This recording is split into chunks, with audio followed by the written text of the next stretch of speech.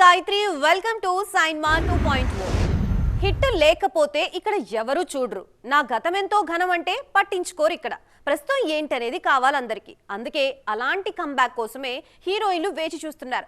మాకు అప్పట్లో హిట్లున్నాయి కాదు, ఇప్పుడు హిట్లు కొడతామని నిరూపించుకునేందుకు బ్యాగ్ వేసుకొని బయలుదేరారు కొందరు హీరోయిన్లు. మరి వాళ్ళెవరో చూద్దామా? శ్రీలీల వరుసగా సినిమాలైతే చేస్తున్నారు కానీ ఎందుకు చేస్తున్నారో కూడా ఆమెకు అర్థం కావట్లేదు.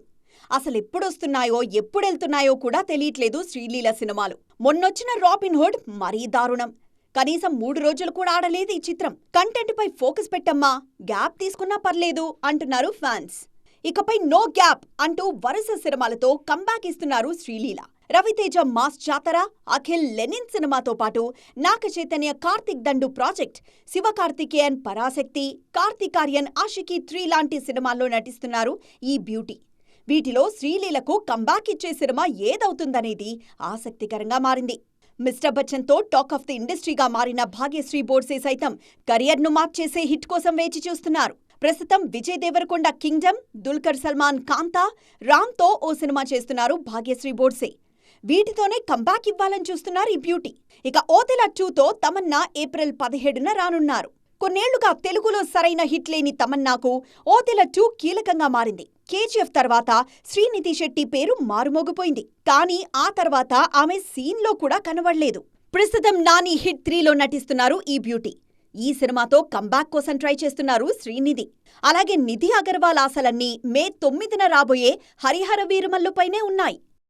అకిరా నందన్ అరంగేట్రంపై ఎప్పటికప్పుడు వార్తలు వైరల్ అవుతూనే ఉంటాయి. వాటిపై అటు పవన్ గాని ఇటు అకిరా గాని ఎప్పుడూ అధికారికంగా స్పందించలేదు. కానీ మధ్యలో ఉండే రేణు దేశాయ్ మాత్రం కొడుకు ఎంట్రీపై అప్డేట్స్ ఇస్తూనే ఉంటారు. తాజాగా మరోసారి అకిరా ఎంట్రీపై కుండబద్దలు కొట్టేశారు రేణు. అంతేకాదు ఓజీపై కూడా ఈమె మాట్లాడారు. పవన్ కళ్యాణ్ పొలిటికల్ గా బిజీ అవ్వడంతో మునుపట్ల ఆయన సినిమాలు చేయలేకపోతున్నారు. అందుకే అకిరా నందన్ ఎప్పుడొస్తారా అని వేచి చూస్తున్నారు ఫ్యాన్స్. పైగా ఈ మధ్య తరచుగా పబ్లిక్లోకొస్తున్నారు పవన్ వారసుడు. దాంతో అరంగేట్రానికి సమయం ఆసన్నమైందని నమ్ముతున్నారు అభిమానులు. ఏప్రిల్ 8న అకిరా నందన్ బర్త్డే సందర్భంగా ఏదొక అనౌన్స్మెంట్ వస్తుందనుకున్నారు అభిమానులు. వాళ్ళనుకున్నట్లే అకిరా ఎంట్రీపై క్లారిటీ వచ్చింది.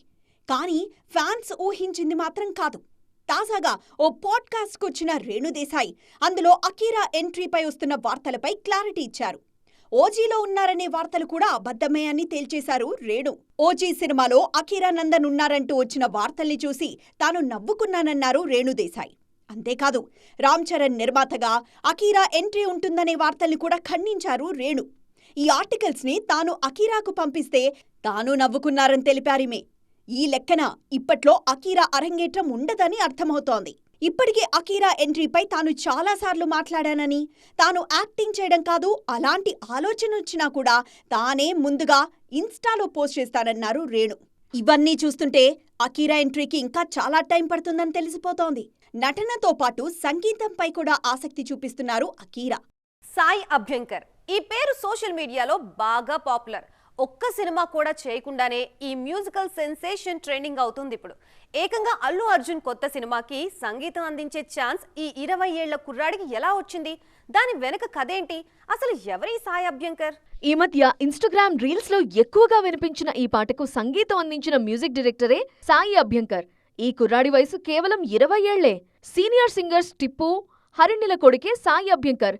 చిన్నప్పటి నుండి మ్యూజికల్ ఫ్యామిలీ కావటంతో 20 ఏళ్లకే సెన్సేషన్ క్రియేట్ చేస్తున్నాడు సాయి. ఇప్పటి వరకు ఒక్క సినిమాకి కూడా సంగీతం అందించలేదు సాయి అభ్యంకర్. కానీ మనోడు చేసిన మ్యూజికల్ సింగిల్స్ మాత్రం సెన్సేషన్ క్రియేట్ చేశాయి. 2024లో కచ్చీసేరా, ఆషన్ కూడా మ్యూజికల్ వీడియోస్ కి 220 మిలియన్స్ కి పైగా వ్యూస్ వచ్చాయి. అలానే మీనాక్షి చౌదరితోనూ సితారా పుతీరి అంటూ ఓ మ్యూజిక్ వీడియో చేశారు సాయి.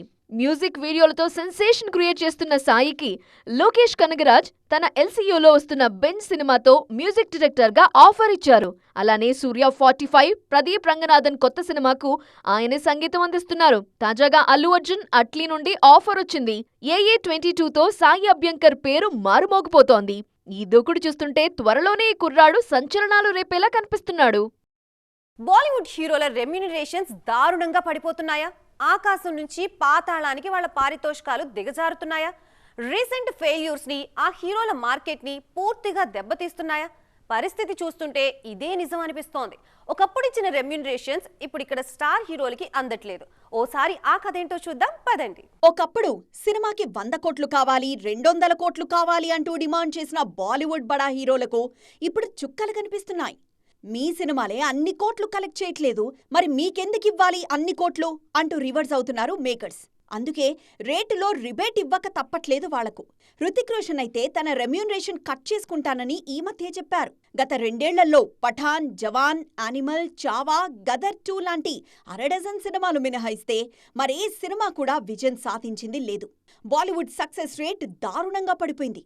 అమీర్, సల్మాన్ లాంటి స్టార్ హీరోల సినిమాలకు ఓపెనింగ్సే రావట్లేదు. అందుకే మునుపట్ల వాళ్లు పారితోషికాలు ఇవ్వలేకపోతున్నారు. సికిందర్ డిజాస్టర్ కావడంతో తన పారితోషికంలో కాస్త వెనక్కిస్తున్నారు సల్మాన్. అలాగే లాల్ సింగ్ చడ్డాకు అమీర్ చాలా తక్కువ రెమ్యూనరేషన్ తీసుకున్నారు.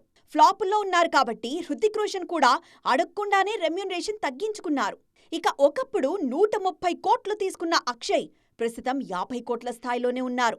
వీళ్లందరిలో షారుఖ్ ఖాన్ ఒక్కడే కాస్త సేఫ్ జోన్లో ఉన్నారు. సీక్వెల్స్ కు మంచి టైం నడుస్తోంది. ఇప్పుడు కంటెంట్ పై కాస్త కాన్సన్ట్రేట్ చేస్తే చాలు, బాక్స్ ఆఫీస్ దగ్గర బొమ్మ బ్లాక్ బస్టర్ అంతే.